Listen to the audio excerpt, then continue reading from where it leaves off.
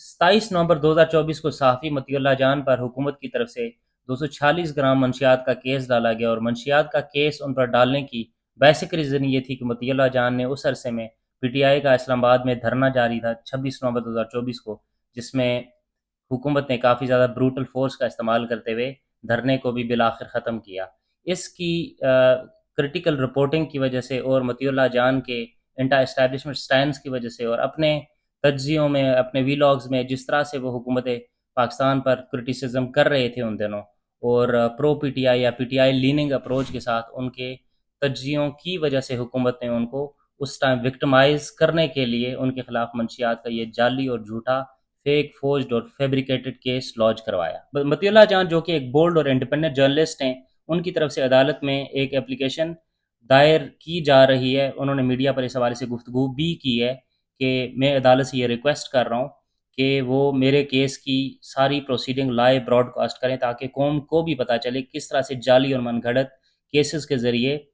سیاستدانوں کو یا صحافیوں کو یا جتنی بھی انڈیپینڈنٹ وائسز ہوتی ہیں یا جتنی بھی کرٹیکل وائسز ہیں ان کو خاموش کروانے کی کوشش اسٹیبلشمنٹ اور حکومت کی طرف سے کی جاتی ہے۔ یہ تو پاکستان کی پولیٹیکل ہسٹری میں ایک ٹریڈیشن بن چکی ہے کہ جتنی بھی پولیٹیکل پارٹیز ہیں جب وہ حکومت میں ہوتی ہیں تو وہ اپنے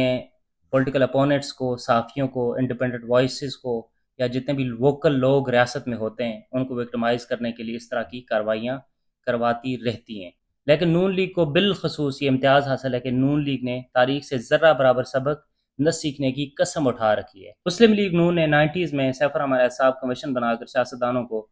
کافی زیادہ وکٹمائز کیا اور پولیٹیکل اپوننٹس کو یا انڈیپینڈنٹ جرنلسٹ کو یا ججز کو بلیک میل کرنے کے لیے فون کالز ریکارڈ کرنے کا سلسلہ شروع کیا اور ریاستی طاقت کا بہیمانہ استعمال کیا گیا۔ اس کے بعد پاکستان میں 10 سال آمرید کا دور چلا، پاکستان پیپلز پارٹی کو دوبارہ سے حکومت ملی۔ اس کے بعد ایک دفعہ پھر نون لیگ اقتدار میں آئی، اتھارٹیرین اپروچ کے ساتھ آمرانہ ہتھ کنڈوں کے ذریعے ملک کو کنٹرول کرنے کی کوشش کی۔ اس کے علاوہ پولیٹیکل اپوزیشن کو کرش کرنے کے لیے، سپریس کرنے کے لیے اور میڈیا پر بین امپوز کرنے کے لیے، سنسرشپ امپوز کرنے کے لیے اور میڈیا پر انڈیپینڈنٹ وائسز کو مکمل طور پر خاموش کروانے کے لیے پیکا ایکٹ متعارف کروایا گیا۔ نہ ہی مسلم لیگ نون نے رانا ثناءاللہ پر منشیات کیس سے کوئی سبق سیکھنے کی کوشش کی اور نہ ہی انہوں نے